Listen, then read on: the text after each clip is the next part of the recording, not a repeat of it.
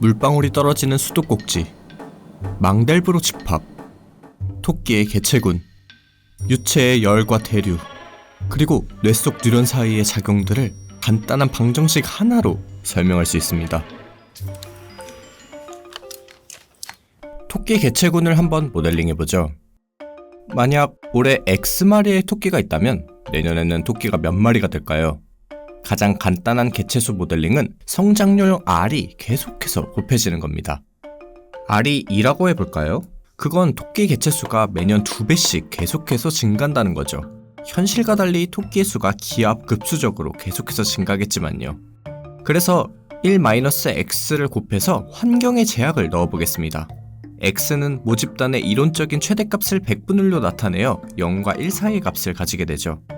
x의 값이 최대값에 가까워지면 이 항은 0에 가까워지고 개체수가 줄어들게 되죠. 이 방정식을 로지스틱 맵이라고 합니다. 화면 속 식에서 xn 플러스 1은 내년의 개체수고 xn은 올해의 개체수인 거죠.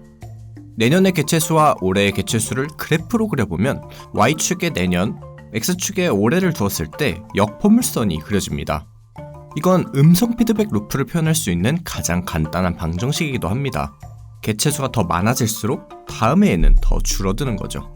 한번 실제 계산을 해보겠습니다. 엄청난 속도로 증가하는 토끼들을 가지고 계산해보죠. 성장률 R은 2.6으로 초기의 토끼 수는 최대값의 40%인 0.4로 한번 해보도록 하겠습니다. 0.4를 곱하고 1에서 0.4를 뺀 값을 곱하면 0.624가 나오게 됩니다. 첫 해에는 0.4에서 0.624로 증가한 겁니다. 우리는 이 개체군의 장기적인 추이가 궁금하죠. 그래서 이 결과를 계속해서 다시 방정식에 대입해 보겠습니다. 빠르게 계산해 보려면 2.6 곱하기 n서 곱하기 1-n서를 곱하면 0.61이네요. 개체수가 조금 줄었군요. 이제 클릭만 하면 0.618, 0.613, 0.616, 0.614, 0.615, 0.615 내년의 수를 계속해서 구하다 보면 그 값이 거의 바뀌지 않는 걸 볼 수 있습니다. 실제 야생에서도 관찰되는 현상이죠. 실제로도 출생률과 사망률이 균형을 이루며 개체수는 거의 동일하게 유지됩니다.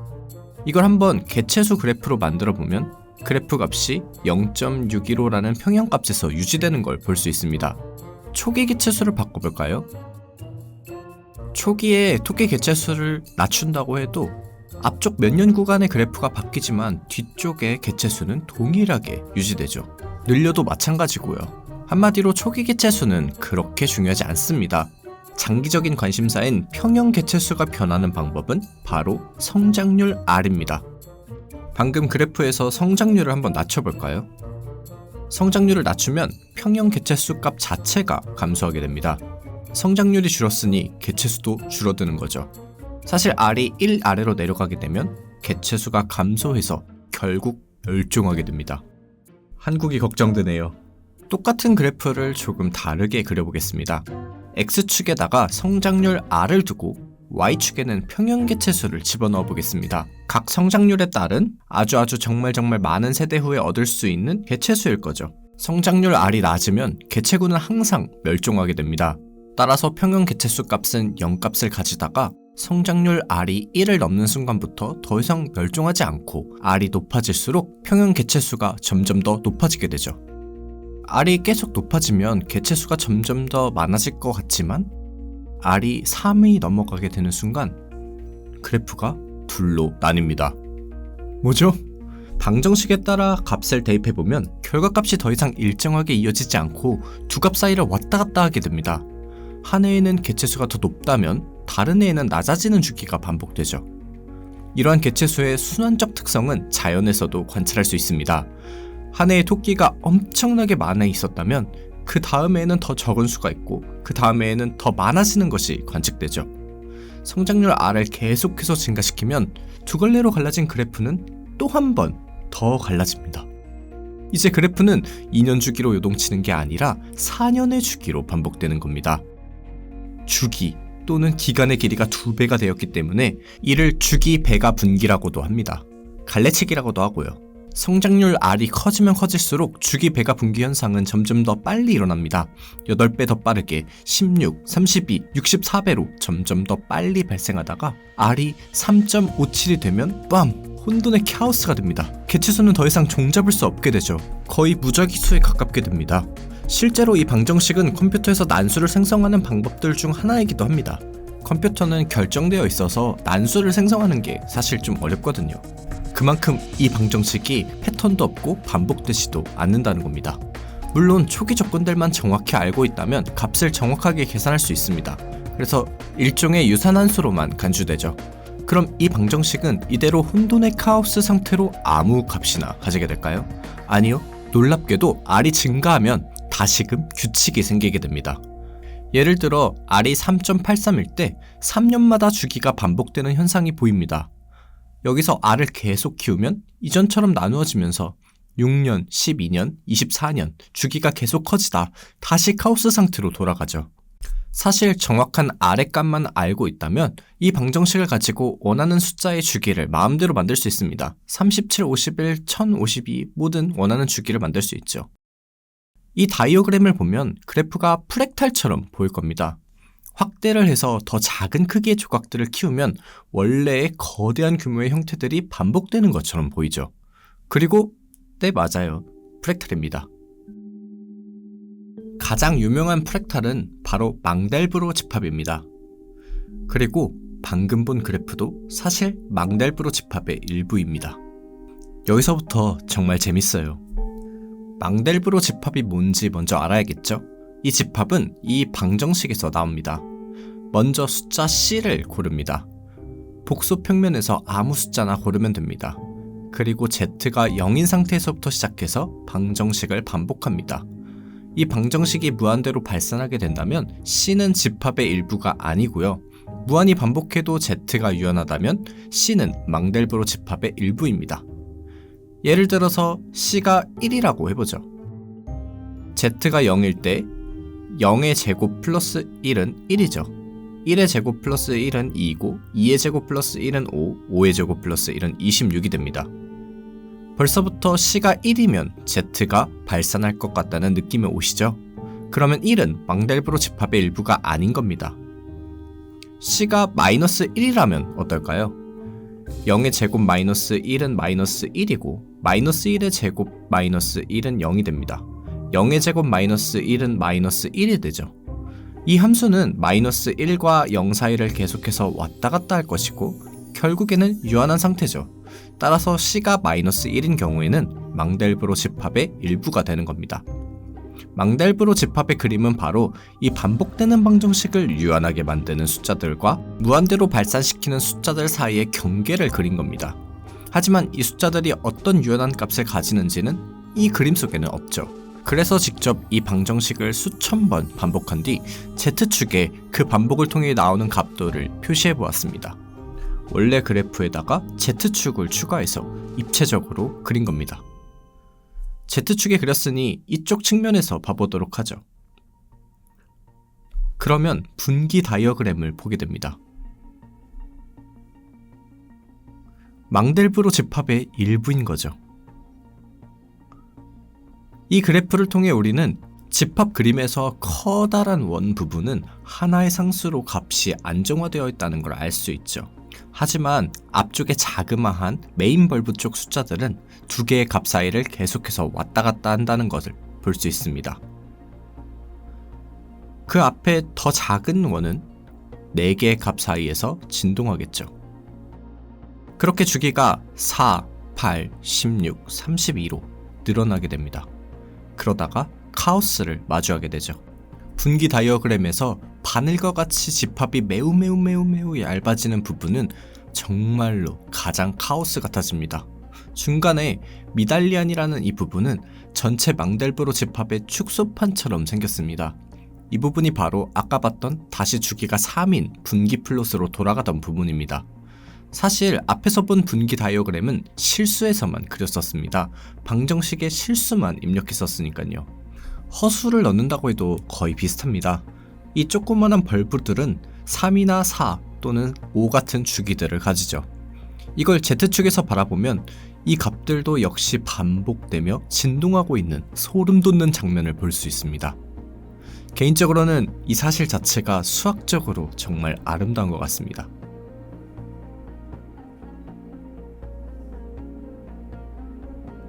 이런 수학적인 아름다움이 정말로 동물 개체군을 모델링하고 있을까요? And the answer is yes, particularly in the controlled environments scientists have set up in labs. What I find even more amazing is how this one simple equation applies to a huge range of totally unrelated areas of science. 유체 역학자 리브 샤베르의 실험을 한번 같이 보시죠. 리브 샤베르는 작은 직사각형 상자 안에 수은을 넣었습니다. 그리고 약간의 열을 가한 뒤 상자 안에 대류 현상을 관찰했죠. 상자 안에는 서로 다른 방향으로 회전하는 두 개의 실린더가 들어있었습니다. 이에 따라 액체가 내부에서 어떻게 영향을 끼치는지 관찰하기 위해 탐침을 상자에 설치해서 온도를 측정했죠. 측정 결과는 온도가 주기적으로 규칙적으로 급상승하고 하락하는 현상이 관찰되었습니다. 상자의 온도 차이를 증가시키면 측정된 온도 그래프는 원래 주파수의 절반 정도 되는 주파수가 되었습니다. 그래프의 값도 더 이상 같은 값으로 요동치지 않았죠. 서로 다른 두 값을 왔다 갔다 했습니다. 온도의 주기가 2로 늘어난 겁니다. 상자의 온도를 계속해서 올리자 주기가 다시 2배로 늘어났습니다. 4개의 서로 다른 온도 주기가 반복되었죠. 온도를 더 올리니 8개로 늘어났습니다. 정교하게 설계한 실험을 통해 아름다운 이론을 멋지게 실험적으로 보인 것이죠. But this was only the beginning. Scientists have studied the response of our eyes and salamander eyes to flickering lights. And what they find is a period doubling. That once the light reaches a certain rate of flickering, our eyes only respond to every other flicker. It's amazing in these papers to see the bifurcation diagram emerge, albeit a bit fuzzy because it comes from real-world data. In another study, scientists gave rabbits a drug that sent their hearts into fibrillation. I guess they felt there were too many rabbits out there. I mean, if you don't know what fibrillation is, it's where your heart beats in an incredibly irregular way and doesn't really pump any blood, so if you don't fix it, you die. But what they found was, on the path to fibrillation, they found the period doubling route to chaos. The rabbits started out with a periodic beat, and then it went into a 2-cycle, 2 beats close together, and then a 4-cycle, 4 different beats before it repeated again, and eventually aperiodic behavior. Now, what was really cool about this study was they monitored the heart in real time and used chaos theory to determine when to apply electrical shocks to the heart to return it to periodicity. And they were able to do that successfully. So they used chaos to control a heart and figure out a smarter way to deliver electric shocks to set it beating normally again. 그리고 수도꼭지에서 떨어지는 물방울도 관련이 있죠. 수도꼭지에서 떨어지는 물방울은 당연히 주기적이고 규칙적으로 떨어지겠죠. 네, 그런데 많은 연구들이 물의 유속이 조금만 증가하면 주기 배가 현상이 발생한다는 걸 밝혀냈습니다. 물방울이 한 번에 2번 떨어지게 되죠. 결국 수도꼭지에서 떨어지는 물방울도 물의 유속만 잘 조절하면 카오스적인 상태가 된다는 겁니다. 수도꼭지를 잘 살펴보면 일정한 압력을 받아 떨어지는 물과 일정한 크기의 구멍에서 나온 물방울들이 카오스적인 특성을 가진 채 떨어지는 걸 볼 수 있습니다. 실제로 집에서도 해볼 수 있는 간단한 실험인 거죠. 한번 해보세요. 꼭 마지막엔 끄시고요. 엄마한테 혼나요. The bifurcation diagram pops up in so many different places that it starts to feel spooky. Now, I want to tell you something that'll make it seem even spookier.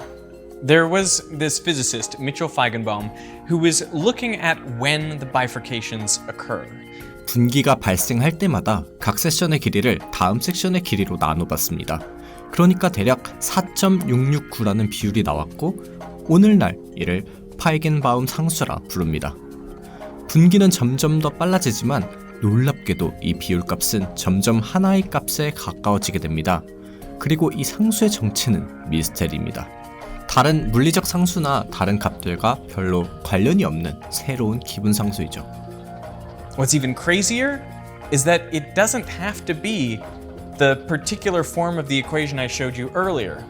Any equation that has a single hump, if you iterate it the way that we have, so you could use xn plus 1 equals sine x, for example.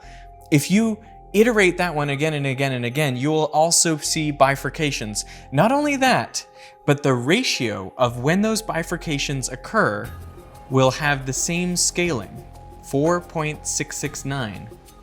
Any single hump function iterated will give you that fundamental constant. So why is this? Well, it's referred to as universality, because there seems to be something fundamental and very universal about this process, this type of equation, and that constant value. In 1976, the biologist Robert May wrote a paper in Nature about this very equation, and it sparked a revolution in people looking into this stuff. I mean, that paper's been cited thousands of times. And in the paper, he makes this plea that we should teach students about this simple equation because it gives you a new intuition for ways in which simple things, simple equations, can create very complex behaviors. And I still think that today we don't really teach this way. I mean, we teach simple equations and simple outcomes because those are the easy things to do and those are the things that make sense. We're not going to throw chaos at students, but maybe we should. Maybe we should throw at least a little bit, which is why I've been so excited about chaos and I'm so excited about this equation because, you know, how did I get to be 37 years old without hearing of the Feigenbaum constant? Ever since I read James Gleick's book, Chaos, I have wanted to make videos on this topic, and now I'm finally getting around to it, and hopefully I'm doing this topic justice because I find it incredibly fascinating, and I hope you do too.